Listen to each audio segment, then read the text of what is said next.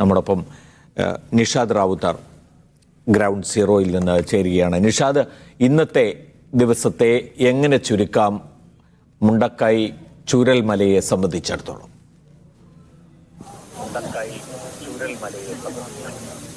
പ്രമോദ്, നമ്മളെ സംബന്ധിച്ച് ചൂണ്ടിക്കാണിക്കാനുള്ള ഏറ്റവും പ്രധാനപ്പെട്ട കാര്യം തെരച്ചിലും അതിനുണ്ടാക്കുന്ന റിസൾട്ടും എന്താണ് എന്നതാണ്. ഇവിടെ നമുക്ക് ഗ്രൗണ്ട് സീറോയിൽ നിന്ന് റിപ്പോർട്ട് ചെയ്യുമ്പോൾ പറയാൻ കഴിയുന്ന ഏറ്റവും പ്രധാനപ്പെട്ട കാര്യം തെരച്ചിലിന്റെ തോത് നേരത്തെ ഉള്ളതിനേക്കാൾ കുറഞ്ഞിട്ടുണ്ട് എന്നതാണ്. അതിനൊരു പ്രധാനപ്പെട്ട കാരണം ഈ അപകടമുണ്ടായി ആളുകളെ ഇത് അഫക്റ്റ് ചെയ്ത പ്രദേശത്ത് ബോഡികൾ കണ്ടെടുക്കുന്നതിൻ്റെ എണ്ണം കുറഞ്ഞു വരുന്നുണ്ട്. ഇന്നിപ്പോൾ നമ്മൾ ഏറ്റവും മുകളിലുള്ള പുഞ്ചിരിമട്ടത്തായിരുന്നു. അവിടെ നിന്ന് ഒരു ബോഡി പോലും കണ്ടെടുത്തില്ല.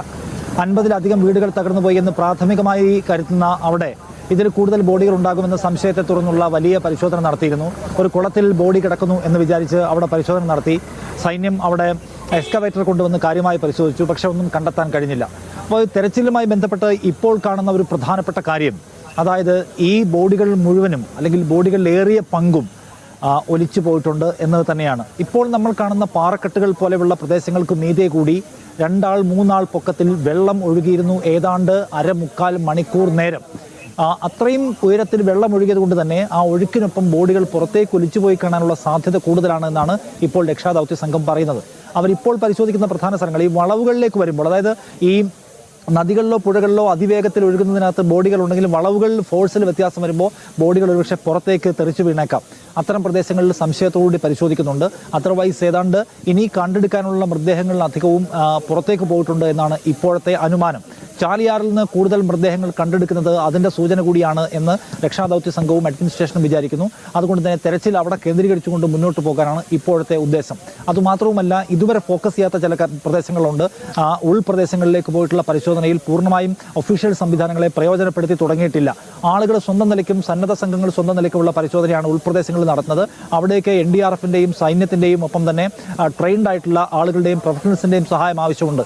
ഒരുപക്ഷെ നാളെ മുതൽ അത്തരം മേഖലകളിലേക്ക് കൂടി അന്വേഷണം ഊർജിതമാക്കാനുള്ള തീരുമാനം ഇപ്പോൾ എടുത്തിട്ടുണ്ട്.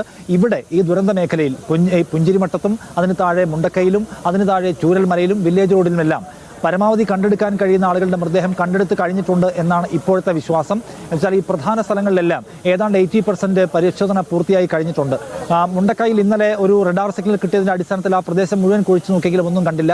അവിടെ ഒരു മോസ്കിന്റെ മുമ്പിൽ നിന്ന് സംശയത്തെ തുടർന്ന് 4 പേരുടെ മൃതദേഹത്തിന് വേണ്ടി വലിയ ഭഗീരഥ പ്രയത്നം തെരച്ചിലിന് വേണ്ടി നടത്തിയെങ്കിലും ഒന്നും കണ്ടെത്താൻ കഴിഞ്ഞിട്ടില്ല. അപ്പോൾ ബാക്കി വന്ന മൃതദേഹങ്ങൾ ഒലിച്ചു പോകാനുള്ള സാധ്യതയാണ് ഇപ്പോൾ കാണുന്നത്. അങ്ങനെയെങ്കിൽ താഴെ പരിശോധന നടത്താം എന്നാണ് തീരുമാനിച്ചിട്ടുള്ളത്. ഇന്ന് ഇപ്പോൾ ഒഫീഷ്യൽ സ്റ്റേറ്റ്മെന്റ് എന്താണെന്ന് അറിയില്ല. സർക്കാർ പറയുന്നത് എന്തായാലും ഇന്ന് തെരച്ചിലിലേക്ക് ആ തോത് കുറഞ്ഞിട്ടുണ്ട് എന്ന് നമുക്കിവിടെ നിന്ന് കാണാൻ പറ്റും. പഴയതുപോലെ ആളുകൾ വലിയ തോതിൽ വിശാലമായി തെരച്ചിൽ നടത്തുന്നതിൻ്റെ കാഴ്ച എവിടെയും കാണാനില്ല. ഏതാണ്ട് എല്ലായിടത്തും നമുക്ക് ചെയ്യാനുള്ളത് ചെയ്തു കഴിഞ്ഞു എന്ന മൂഡിലേക്ക് പൊതുവെ രക്ഷാദൗത്യ സംഘം മാറുന്നുണ്ട്. ആളുകളുടെ ചൂണ്ടിക്കാണിക്കൽ അല്ലെങ്കിൽ പ്രത്യേകമായി സംശയമുണ്ടാകുന്ന സ്ഥലങ്ങളിൽ മാത്രമായി പരിശോധന പരിമിതപ്പെട്ടതിൻ്റെ കാഴ്ചയാണ് ഇന്ന് കാണുന്നത്. അപ്പോൾ ഇനിയുള്ള ദിവസങ്ങളിൽ അതിൻ്റെ അവസാന ഘട്ടത്തിലേക്ക് കടക്കുന്നു എന്ന് വിചാരിക്കാം. കവളപ്പാറയിൽ നമ്മൾ ആഴ്ചകളോളം അന്വേഷിച്ചിരുന്നെങ്കിൽ ഇവിടെ അങ്ങനെ ആഴ്ചകളോളം നീണ്ട ഒരു പരിശോധനയിലേക്ക് കാര്യങ്ങൾ പോകുമോ എന്നറിയില്ല. എന്തായാലും സർക്കാർ ഒഫീഷ്യൽ സ്റ്റേറ്റ്മെന്റിലൂടെ ഇവിടുത്തെ പരിശോധനയും തരത്തിലും അവസാനിപ്പിക്കാനുള്ള സാധ്യത കുറവാണ്. പക്ഷേ പഴയ ഒരു നിലവാരത്തിലോ പഴയ ഒരു തോതിലോ പരിശോധന തുടരാനുള്ള സാധ്യത കുറവായിരിക്കും. ഇന്നിപ്പോൾ വൈകുന്നേരത്തോ ഒരു 4 മണിയോട് കൂടി തന്നെ പുഞ്ചിരിമട്ടത്തെയും ഒപ്പം മുണ്ടക്കയിലെയും പരിശോധന അവസാനിപ്പിച്ച് NDRFിൻ്റെയും ആർമിയുടെയും ഒക്കെ സംഘം മടങ്ങിയിരുന്നു. അതുകൊണ്ട് ഇനിയൊരു സമയബന്ധിതം ഓരോ ദിവസവും ഇത്ര സമയത്തെ പരിശോധന എന്ന നിലയിലേക്ക് കാര്യങ്ങൾ മാറാനുള്ള സാധ്യതയാണ് നമ്മൾ ഇപ്പോൾ കാണുന്നത്. ഒപ്പം കാണേണ്ട കാര്യം ഈ കാഷ്വാലിറ്റിയെ കുറിച്ചാണ്. കാഷ്വാലിറ്റിയുടെ കാര്യത്തിൽ ഇപ്പോൾ സർക്കാർ പറയുന്നത് 348 വീടുകൾ തകർന്നതാണ്. 348 വീടുകളല്ല തകർന്നിട്ടുള്ളതെന്നാണ് ഇവിടുത്തെ ലോക്കൽസ് ആയിട്ടുള്ള ആളുകൾ പറയുന്നത്. കാരണം പുഞ്ചിരിമട്ടത്ത് മാത്രമായി നിരവധി വീടുകൾ ഉണ്ടായിരുന്നു. ആ വീടുകൾ മുഴുവൻ തകർന്നു പോയതാണ്. മുണ്ടക്കയിലെ വീടുകളുടെ എണ്ണത്തിൽ ഒരു ക്ലാരിറ്റി ഉണ്ട്. കാരണം അത് ഒരു ജംഗ്ഷനിൽ ഏരിയ എടുത്തുകൊണ്ട് പോയിരിക്കുകയാണ്. അതിനുശേഷം താഴേക്ക് വന്നാലും തകർന്നുപോയ വീടുകളുടെ എണ്ണം എല്ലാം കൂടെ കണക്ക് കൂട്ടുമ്പോൾ അതിൽ കൂടുതൽ വീടുകളുണ്ട്. 600ഓളം വീടുകളെങ്കിലും ഇതിൽ അഫക്റ്റഡ് ആയിട്ടുണ്ട് എന്ന് ചൂണ്ടിക്കാണിക്കുന്നു. അതേസമയം 400 വീടാണെങ്കിൽ കൂടി ഒരു വീട്ടിൽ 4 പേരെന്ന കണക്കിൽ 1600 പേരെങ്കിലും ഈ ദുരന്തം ബാധിച്ചിട്ടുണ്ട്. അതിൽ കണ്ടെടുത്ത ആളുകളും ദുരിതാശ്വാസ ക്യാമ്പിലുള്ളവരുമുണ്ട്. എന്നാലും കണക്കുകൾക്കകത്ത് ഇനിയും വർധന വരാനുള്ള സാധ്യത തള്ളിക്കളയുന്നില്ല. അത് പരിശോധിക്കേണ്ടതാണ്. മറ്റൊന്ന്, ഇവിടെയുള്ള ഈ പാടികളിലെ ആളുകളുമായി ബന്ധപ്പെട്ട് പൂർണ്ണമായ കണക്ക് സർക്കാരിൻ്റെ കയ്യിൽ ഇല്ല എന്ന പ്രശ്നമുണ്ട്. അവിടെ തൊഴിലാളികളായി വന്നിട്ടുള്ള തമിഴ്നാട്ടിൽ നിന്ന് വന്നിട്ടുള്ള ആളുകളുടെ കണക്കിൻ്റെ കാര്യത്തിൽ പ്രശ്നമുണ്ട്. അപ്പോൾ ഇവിടെ ഒരുപാട് റിസോർട്ടുകളുണ്ട്.